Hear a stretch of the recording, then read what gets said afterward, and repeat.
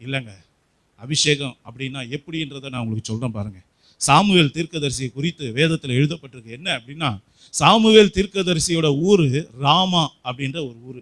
அந்த ராமா என்ற ஊரில் யார் ஒருத்தர் கால் எடுத்து வச்சாலும் தீர்க்க தரிசன அபிஷேகத்தால் நிரப்பப்படுவாங்க. நல்லா கவனிச்சிங்க. ஒரு இடத்துல சொல்லப்பட்டிருக்கு, சவுலு சாமுவேலை கொலை செய்ய வரான். கொலை செய்ய வந்தவன் ஊரில் காலை வச்ச உடனே கொலை செய்யறத மறந்துட்டு தேவ அபிஷேகம் நிரப்பண மாத்திரத்துல அவன் தீர்க்கதரிசிகளோட என்ன பண்ணிட்டான், தீர்க்க தரிசனம் உரைச்சிக்கிட்டே போயிட்டான். நல்லா கவனிச்சிங்க. அந்த ஊர்ல கால் வச்சாலே அபிஷேகம் நிரப்புது. அப்படிப்பட்ட அளவுக்கு அவனோட அபிஷேகத்தினுடைய எல்லை விஸ்தாரமாச்சு. அவனை மீறி அவன் ஊர்ல யாரும் கால் வைக்க முடியல. இதேதான் எலிசாவுடைய வாழ்க்கையில நடந்தது. எலிசாவோட கர்த்தர் இருந்தார், கர்த்தருடைய அபிஷேகம் இருந்தது. அந்த அபிஷேகம் இருந்ததுனால அவன் இருந்த இஸ்ரவேல் தேசத்து மேல ஒருத்தரும் கண்ணை வைக்க முடியல, ஒருத்தர் யுத்தம் பண்ண வர முடியல, ஒருத்தரும் அந்த தேசத்துக்கு விரோதமான கலகமான காரியங்களை செய்ய முடியல. அப்படியே மீறி சீரியா ராஜா ரகசியமா யுத்தம் பண்ண ஆலோசனை பண்ணா, அதையும் அவன் ரகசியத்தை வெளிப்படுத்திட்டான். நல்லா கவனிச்சு கொள்ளுங்க. இதுதான் அபிஷேகம் பெற்றவனுடைய கிருபை.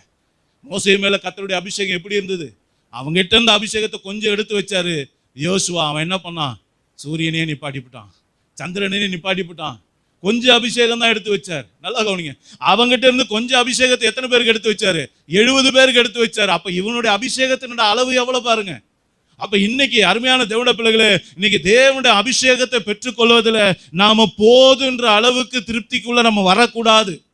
அந்த திருப்தி யாரு பட்டாலும் அவங்களால சின்ன சின்ன விஷயங்களை மட்டும்தான் மேற்கொள்ள முடியும், பெரிய விஷயங்களை மேற்கொள்ள முடியாது. அப்ப பெரிய விஷயங்களை மேற்கொள்ளணும்னா உங்களுக்கு பெரிய அபிஷேகம் வேணும். பாத்திரம் நிரம்பி வடியணும். நீங்க அதிக நேரம் தேவனுடைய சமூகத்தில் சஞ்சரிக்கணும், அதிகமா தேவனோட உறவாடணும், அதிகமா தேவ பிரசன்னத்தால நிரப்பப்பட்ட ஒரு வாழ்க்கை நமக்கு வேணும். அப்படி இருக்கும்போது தான் இப்படிப்பட்ட பலமுள்ள காரியங்களை உங்களால மேற்கொள்ள முடியும், ஜெயிக்க முடியும். இதை தான் வேதம் நமக்கு சொல்லிக் கொடுக்கிற ஒரு மேலான சத்தியமா இருக்கு.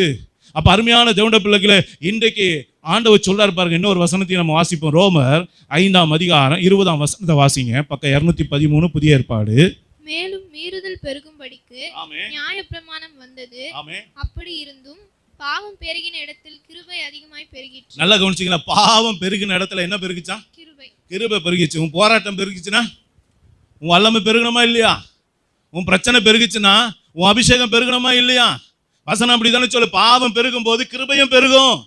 போராட்டம் அதிகமாகும் போது உன் அபிஷேகமும் பெருகணும், உன் வல்லமையும் பெருகணும், உன் பலம் பெருகணும், உன் சத்துவம் பெருகணும்.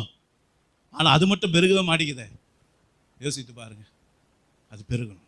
அந்த அபிஷேகம் பெருகும் போது தான் உங்களால் பலமுள்ள காரியங்களை மேற்கொள்ள முடியும்.